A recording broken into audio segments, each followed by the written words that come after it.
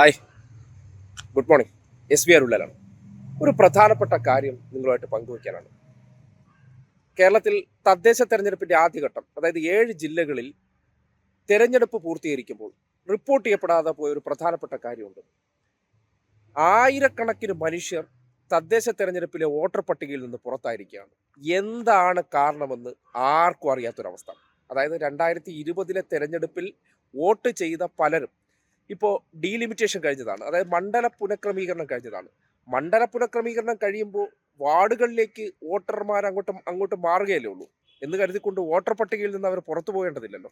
പക്ഷേ ഒരു വാർഡിനെ സംബന്ധിക്കുന്നിടത്തോളം ഇന്നലെ വ്യക്തിപരമായിട്ട് തന്നെ പലരും പരാതിയുമായിട്ട് എൻ്റെ അടുത്ത് വന്നതാണ്. കാര്യം ഞാൻ പല ബൂത്തുകളിൽ 1-2 ബൂത്തുകളുടെ വീഡിയോ നിങ്ങൾ കണ്ടു കാണും. അത് നാട്ടിലെ 1-2 ബൂത്തുകളാണ്.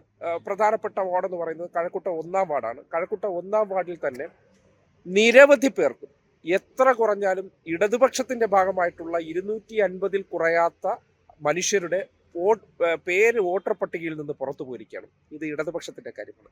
കോൺഗ്രസിലും BJPയിലും മറ്റു സ്വതന്ത്രരായിട്ട് മത്സരിച്ച സകലമേന പേരെ എടുത്ത് പരിശോധിക്കുമ്പോൾ ഏകദേശം 8,000-ൽ പരം വോട്ടാണ് ഈ 1-ാം വാർഡിനെ സംബന്ധിക്കുന്നിടത്തോളം ഉള്ളത്.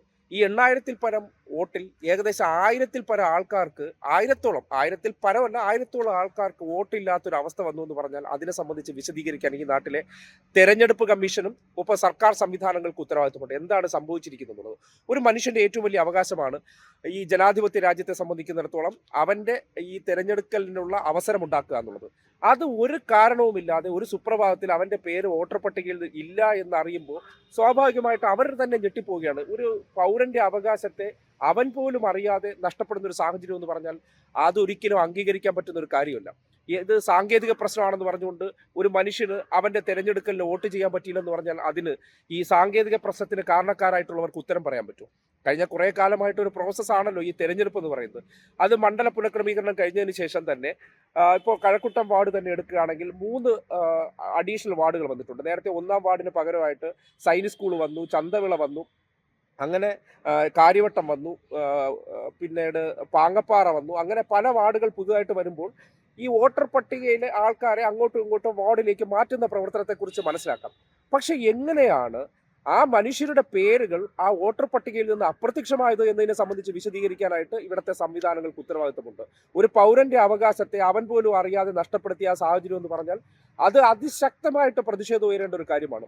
മനുഷ്യന്റെ അവകാശങ്ങൾ എങ്ങനെയാണ് അവൻ അറിയാതെ നിഷേധിക്കപ്പെടുന്നത്, അവൻ അറിയാതെ അത് ഇല്ലായ്മ ചെയ്യപ്പെടുന്നത്?